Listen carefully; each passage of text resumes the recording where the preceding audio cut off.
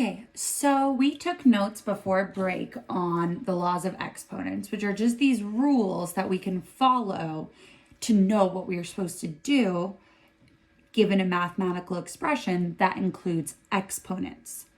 So in Math 1, you're going to go more in depth into these rules and mix them all together. For 8th grade math, we typically get just one or maybe two of the rules given to us at a time.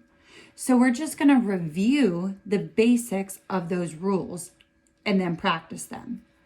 So the first rule we're going to look at, I'm going to reference this sheet, which you should have taken notes on before break. And if you didn't, take these notes first along with these notes here.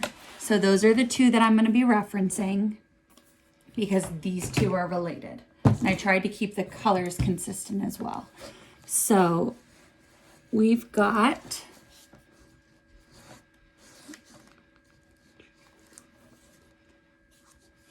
we first have the product of powers. So this is when I am multiplying two exponential expressions by each other. When we do that and they have the same base, all you need to do is add the exponents. So what I'm going to do is just write what the base is. So for this example, that's just A, and I'm going to add the exponents together. So the example we did over here, right before break, I'm going to just scoop this into the middle and reference it by pulling it up. We had that example, right? A to the power of m times a to the power of n. All I have to do is add these two exponents, and that's my new exponent. So let's look at these examples. I'm going to add my exponents. So that's going to be 3 plus negative 6, which gives me, so my base is that big number. I have 3 plus negative 6. So then I know my final answer is 3 to the power of negative 3, because that's the same thing as 3 minus 6. Here, we're multiplying p cubed times p to the 4th power. So I'm going to add those two exponents, and I end up with p to the power of 7. So that's this first rule, product of powers. My second rule we want to look at is powers of powers. So that is this rule right here. So we've got the power rule, right? We're taking a power of a power. So we've got this number to a power in parentheses raised to a power. When that happens, you multiply the exponents. So powers of powers, we multiply the exponents. So here I have a to the power of m inside parentheses raised to the power of n. That means that my answer is going to be a to the power of m times n. Same when we're dealing with regular numbers, not variables. We have 7 squared in parentheses cubed. So I need to multiply 2 times 3, and that's going to be my new exponent, which is going to be 6. Here we have t to the power of 4. Our parentheses are closed, raised to the power of negative 5. So that's going to be t to the power of negative 20, because 4 times negative 5 is negative 20. So we've gone over 2 of our rules. Our next rule is quotients of powers. So quotients of powers is division. And when we do division, we're going to subtract the exponents. Top exponent minus the bottom exponent. So right here, I have it kind of drawn out. You're just subtracting the top exponent by the bottom exponent. So 7 squared over 7 to the power of 5, you just do 2 minus 5, and then you have 7's new exponent, which is negative 3. So that's actually this one right here. So we did 2 minus 5, and we got negative 3. So my new exponent for my 7 is negative 3. This one is just showing us the rule.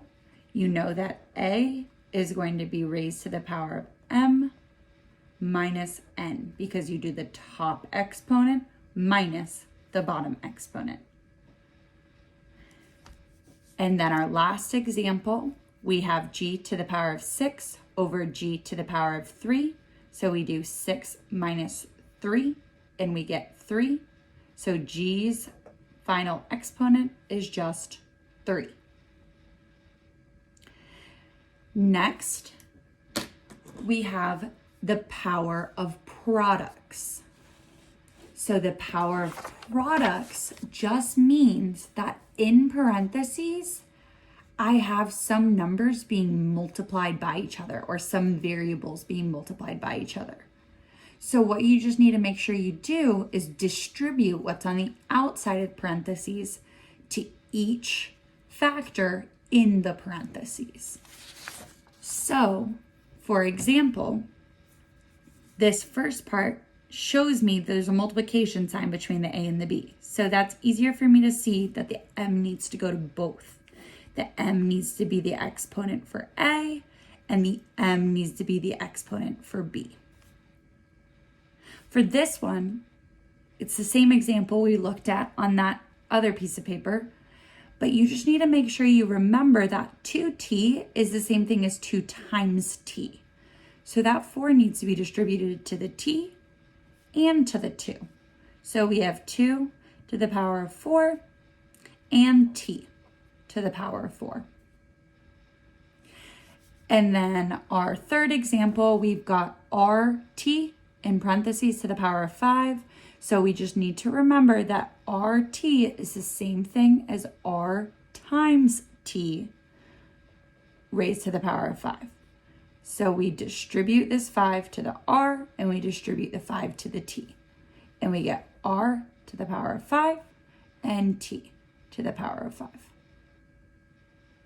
So that's our fourth rule, powers of products.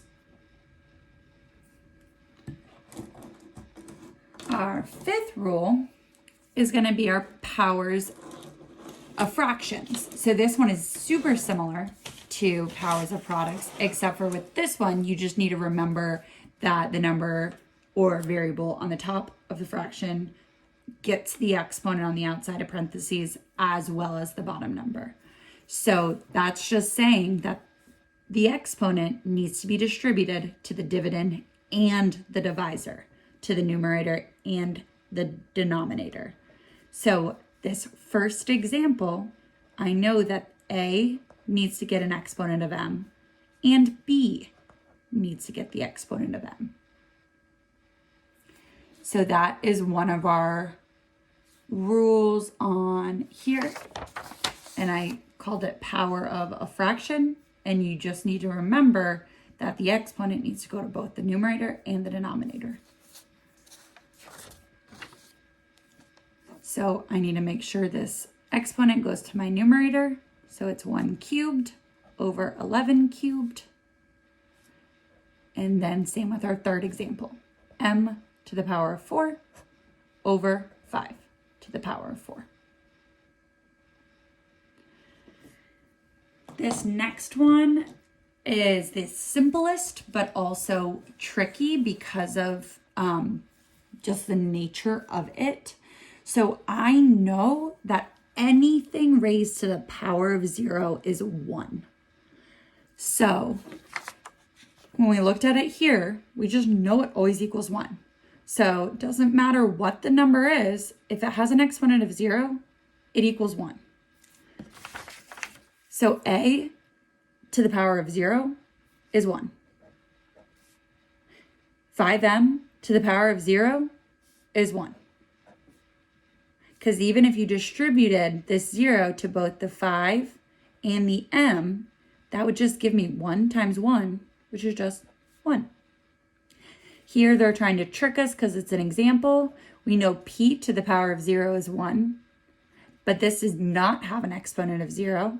So it's just 1 over 5m, because the only thing that becomes a 1 is the numerator. And then last but not least, we have negative exponents. Negative exponents can feel really tricky. All you want to do with a negative exponent is draw a fraction bar, write a 1 at the top, and put whatever your original expression was on the bottom with a positive exponent. We call this taking the inverse of the positive exponent. So all you are doing is creating a fraction and writing that exponent underneath. So I'm going to create a fraction, and I'm going to write 5 to the power of positive 4. For this one, I'm going to do 1 over, don't lose your parentheses, squared. You are just drawing, here I'm going to write this one a little bit bigger. You're going to draw a fraction bar, you're going to write a numerator of 1, and you're going to write your exponential expression as the denominator with a positive exponent. There's no negatives in this final answer because this goes away when we take the inverse